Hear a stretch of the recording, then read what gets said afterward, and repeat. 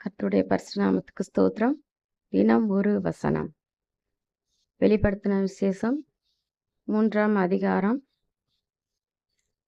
20-21. இதோ வாசற்படியிலே நின்று தட்டுகிறேன். ஒருவன் என் சத்தத்தை கேட்டு கதவை திறந்தால் அவனிடத்தில் நான் பிரவேசித்து அவனோடே போஜனம் பண்ணுவேன், அவனும் என்னோடே போஜனம் பண்ணுவான். நான் ஜெயங்கொண்டு என் பிதாவினுடைய சிங்காசனத்தில் அவரோட கூட உட்கார்ந்தது போல ஜெயங்கொள்ளுகிறவன் எவனோ அவனும் என்னுடைய சிங்காசனத்தில் என்னோட கூட உட்காரும்படி அருள் செய்வேன். ஆமேன். கர்த்தர் நமக்கு இந்த வெளிப்படுத்தின விசேஷத்துல இன்றைக்கு கர்த்தருடைய வார்த்தை என்ன சொல்லுது? அவர் வாசப்படியில நின்று கதவை தட்டுகிறேன்னு சொல்றாரு. ஒரு கடவுள், நம்ம வணங்குறோம் கடவுளை. கடவுள் வந்து வாசப்படியில நின்று தட்டும்போது நம்ம போய் திறக்கிறவர்களாக இருக்க வேண்டும்.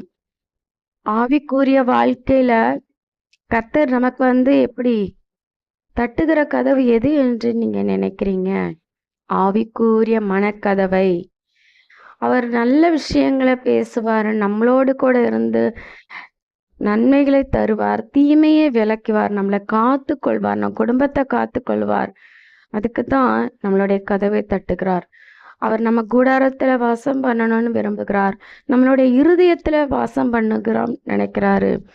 கர்த்தர் தட்டும் போது உங்க இருதய கதவை திறந்துருங்க. இதை கேட்கிற சகோதர சகோதரியே, காலம் சமீபமா இருக்கிறது என்று வெளிப்படுத்தின விசேஷத்துல போட்டிருக்கு. அப்போ ஒவ்வொரு நாளும் நம்ம தேவ சித்தத்துக்கு கீழ்ப்படிந்து கர்த்தருடைய சத்தம் இன்னது என்பதை அறியணும். ஏதாவது ஒரு கர்த்தருக்கு பிரியமில்லாத காரியங்களை நீங்க செய்றீங்களா? அப்ப தேவன் உங்களோட பேசுகிறவர், தட்டுவார் கதவை. வேதத்தை வாசின்னு ஞாபகப்படுத்துவார், ஜெபிங்கன்னு ஞாபகப்படுத்துவார். மகளே, இது உனக்கு சரியில்லைன்னு சொல்லுவார். பேசுகிற தேவன் நம்மளுடைய தேவன் இருக்கிறார். ஆவிக்குரிய வாழ்க்கையில ஒரு நாளும் தேவனுக்கு நம்ம எப்படி விடிஞ்ச உடனே வாசக்கதவை திறந்து ஏசப்பா நீங்க என் கூடாரத்துல பிரவேசிங்கன்னு நம்ம வந்து சொல்றோமோ, அதே போல வாசக்கதவை மாத்திரமல்ல, நம்ம இதய கதவையும் திறக்கணுமா. தேவ சித்தத்துக்கு நம்ம கீழ்ப்படுகிறவர்களாக இருக்கணும். அவர் நம்மளோட என்ன பண்றாரு? போஜனம் பண்றவரா இருக்கிறாரு. போஜனம், ஆவிக்குரிய வசனம் நமக்கு அவர் உட்கொள்ளுகிறதுக்கு அவர் வந்து அவரோட சத்தான போஜனம் நம்மளோட கூட அவர் என்ன பண்றாரு? ஆரோக்கியமான போஜனம் என்னன்னா வசனம், ஜீவனுள்ள வசனம்.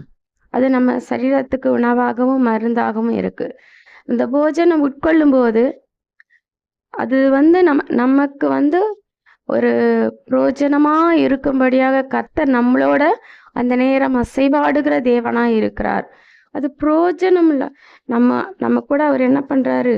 போஜனம் பண்ணுகிறவராக, சாப்பிடுகிறவராக, ஜீவ உணவு நம்ம படிக்கும்போது அது நமக்கு உணவாக இருக்கும்போது அது நமக்கு அவர் என்ன பண்றாரு? போஜனம் பண்ணுகிறவரா இருக்கிறாரு.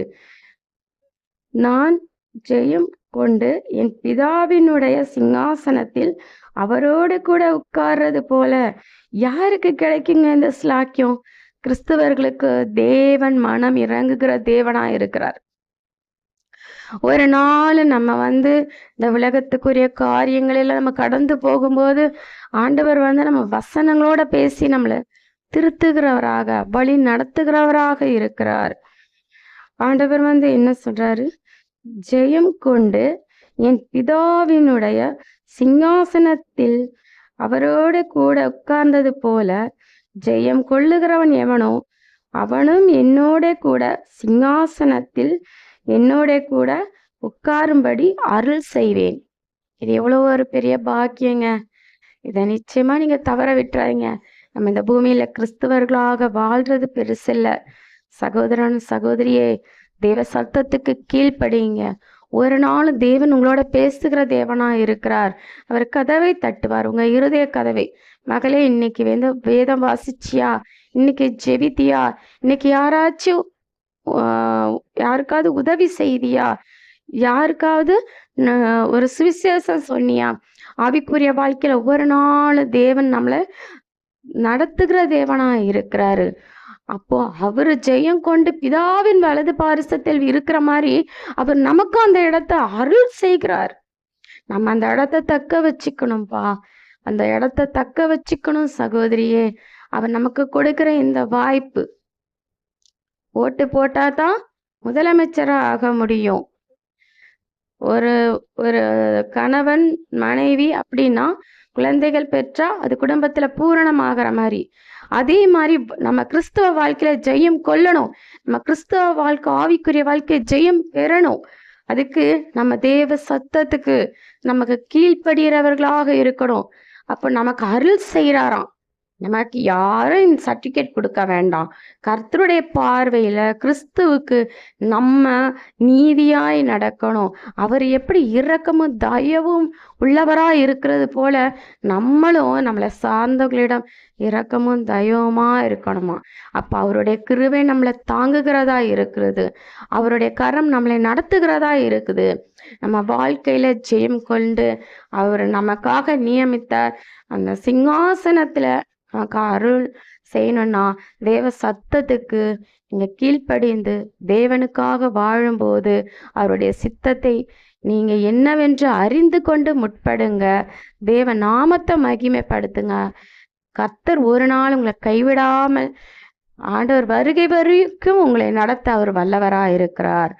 தேவனுக்கே மகிமை உண்டாவதாக. கர்த்தர் உங்களை ஆசீர்வதிப்பாராக. ஆமேன்.